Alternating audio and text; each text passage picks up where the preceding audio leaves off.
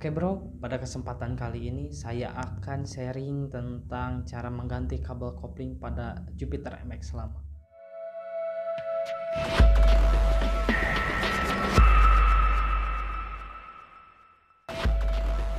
Nah bro, jadi hal apa aja sih yang harus dilakukan sebelum melakukan penggantian kabel kopling pada Jupiter MX lama?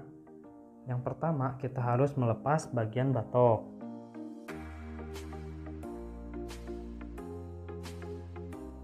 Setelah itu kita lepas bagian plat nomor dan juga dudukannya, lalu kita lepas bagian bodi depan atau yang biasa disebut dasi atau dada. Selanjutnya kita akan melepas bagian tutup karbu dan juga atasnya. Lalu peralatan apa saja yang diperlukan untuk pembongkaran kabel kopling Jupiter MX lama? Yang pertama, kunci L3, obeng, kunci 12, kunci 10, kunci 14. Nah, dikarenakan saya hanya memiliki satu kunci 12, untuk setelan kopling bagian bawah kita akan ganti sebelah menggunakan mur 14. Jadi sebelahnya mur 12 dan sebelahnya mur 14. Dan yang terakhir adalah kunci tang. Kunci tang berfungsi sebagai alat setel untuk bagian setelan kopling bagian atas. Setelah kita bongkar bagian batok, sebelum kita cabut bagian kabel-kabelnya, kita ingat-ingat dulu atau bisa kalian foto atau mungkin bisa kalian kasih ciri, baik itu pakai lakban atau kabel tis atau apa, terserah kalian. Setelah itu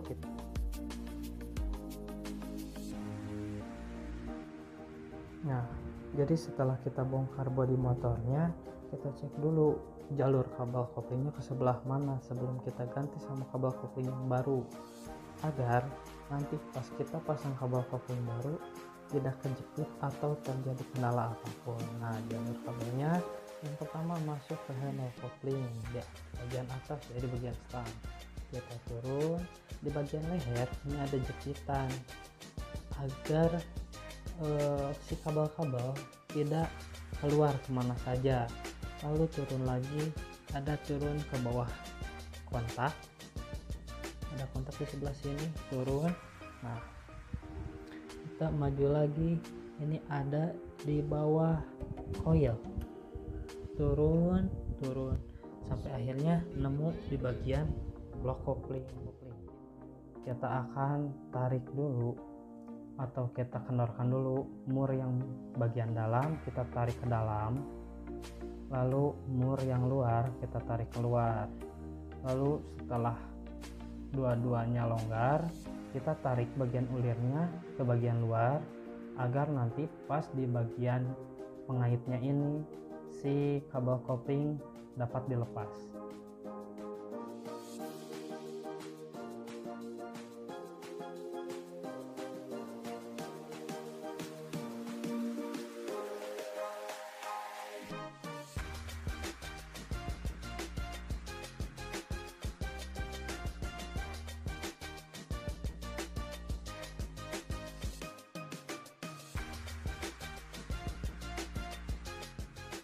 Nah, setelah kita lepas, lalu kita dorong.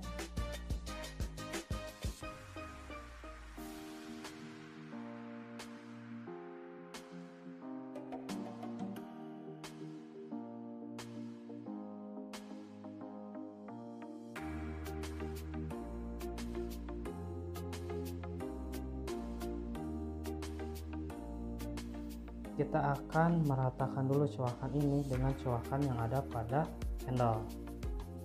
Kalau susah kalian bisa menggunakan tangnya.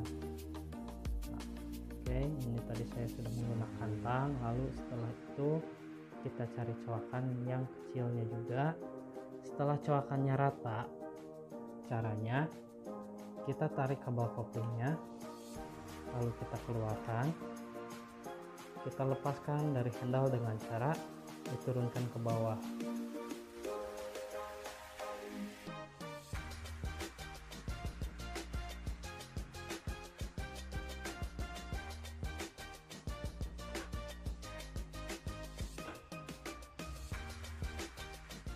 Nah, Setelah kabel kopling yang baru sudah masuk, saatnya kita memasukkan bagian mur.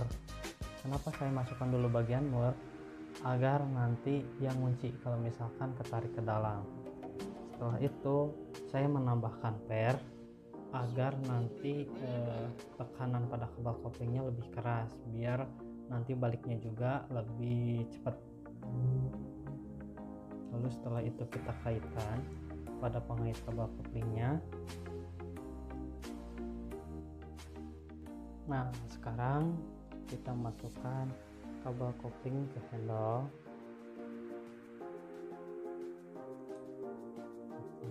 Tarik, lalu kita masukkan ke dalam setelan.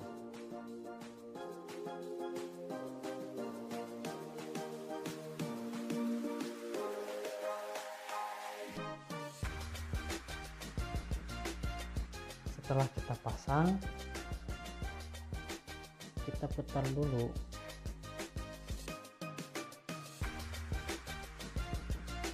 Nah, berarti kalau sudah seperti ini nanti tinggal kita setel. Cara setelnya nanti ketika si bagian setelan kopling ini masuk ke dalam, maka akan semakin dekat si bagian koplingnya seperti ini. Jadi kesininya tinggal spel, lalu ketika tarik seperti ini keluar, nanti si bagian koplingnya dari sini sudah mulai keras. Dan sekarang bagian setel kopling di bagian blok kopling. Caranya, nah, kita masukkan dulu simurnya ke atas atau ke bagian dalam. Lalu setelah itu, oh iya, punya saya mur luarnya diganti dengan mur 14 dikarenakan saya hanya memiliki satu kunci 12. Jadi yang bagian dalam tetap menggunakan kunci 12 dan yang luar kita menggunakan kunci 14 agar nanti nahannya lebih enak. Nah, biasanya ketika ulirnya semakin keluar, maka tuas kopling akan semakin empuk atau menjadi lebih dekat antara tuas kopling dengan bagian hand grip. Lalu ketika kita dorong si ulirnya ke bagian dalam, biasanya tuas kopling akan terasa lebih keras. Tapi itu semua saya kembalikan tergantung pemakaiannya, tergantung kalian juga inginnya seperti apa. Nah, ketika semua sudah selesai, pemasangan kabel sudah beres pada bagian blok kopling dan juga handle kopling, pemasangan bodi juga sudah beres. Jangan dilupakan ada beberapa bagian kabel pada bagian bodi dan juga batok yang biasanya orang lupa. Biasanya pas sudah normal lampunya nggak nyala. Biasanya kendalanya ada di kabel, suka lupa pasang.